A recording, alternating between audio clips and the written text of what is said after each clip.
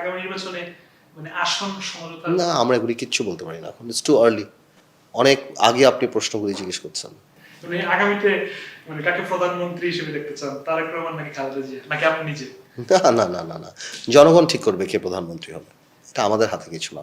তবে আমরা চাই যাতে নির্বাচন ভালো হোক এবং জনগণ তার ইচ্ছার প্রতিফলন ঘটায়, এবং স্বাভাবিকভাবেই আমরা যেহেতু জাতীয়তাবাদী শক্তির সাথে এতদিন ঐক্যে ছিলাম, রাজপথে ছিলাম, আমরা চাই যে ওখান থেকেই প্রধানমন্ত্রী আসুক, জনগণ ঠিক করবে। আবার আমি সবসময় এক কথাই বলি যে জনগণ ঠিক করবে কে হবে প্রধানমন্ত্রী। তারেক রহমান সাহেবের সাথে তো আমার সম্পর্ক আজকে না, 2001 সাল থেকে সম্পর্ক। উনি আমাকে বেড়ে উঠতে দেখেছেন। আমি ওই প্রথম বগুড়া আমাকে নিয়ে গিয়েছিল রাজনীতিতে, যথেষ্ট আমাকে রাজনীতির বাইরেও উনি একটা দলের প্রধান বা অ্যাক্টিং চেয়ারম্যান, আমি একটা দলের প্রধান, এর বাইরেও উনি যথেষ্ট স্নেহ করেন।